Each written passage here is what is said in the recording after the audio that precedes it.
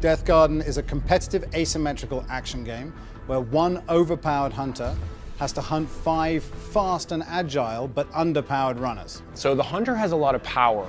The runners themselves are obviously weaker on a one-on-one encounter, but what gives them their power is the team of 5, is their agility and the fact that they can work together to complete their goals.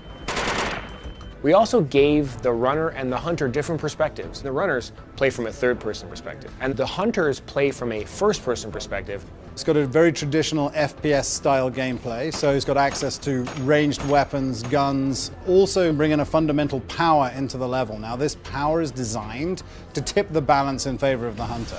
Now, which power they bring into the level will change the way the runners have to adapt. And really, the game revolves around control of the map. The runners, even though they can't damage the hunter, they have access to a lot of tools to slow him, to stun him, to manipulate him into making mistakes, tricking him around the map.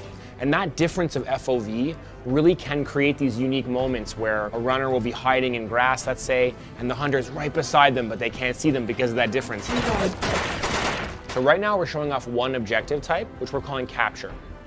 There's 3 objectives to capture, and the runners have to capture 2 of them. If they're successful, exits will open and you can escape, if you can. The hunter's win condition is simple. He just has to kill 3 of the 5 runners.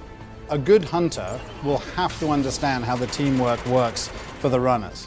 Because at the end of the day, if the runners gain control of the map through their good teamwork, the hunter will just be chasing shadows. And even those empowered with all the abilities of the weapons and the powers to be able to strike back at them, if you can't find them and break that team dynamic, then he's going to start losing control of the game. We're making a procedural game that forces you to think on your feet. Every time you play, the map is different, the layout is different, where the objectives are is different. You can't pre-learn that. You have to think on your feet and do it when you get into the game. So we wanted the game to be very responsive. We wanted to have elevation in the game, and we wanted to have this responsiveness and elevation create amazing chases. We don't want every encounter to end in a death. We want escapes and chases and coming back into the game. Runner revived. We deliberately made the choice to not have a mini-map in Death Garden. How do people know where everyone's going? How do I play as a team, as a runner? We built a mechanic for runners, which we're calling marking. That allows runners to shoot any crate in the environment, even the objectives. And by doing so, it reveals it to everyone in the map for 30 seconds. This allows people to kind of build the map awareness by doing an action in the game. But as we move forward, we want to add more and more abilities and powers and weapons, and the core system will adapt to that.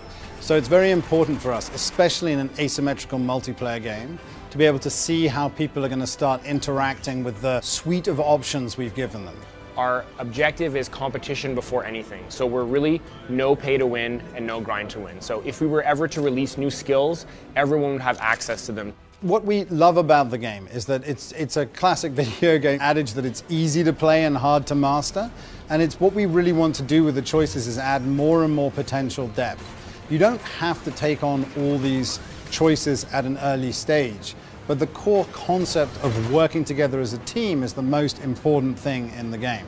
So as long as you understand that, anything we add on top of that is just going to make the game better over the long term.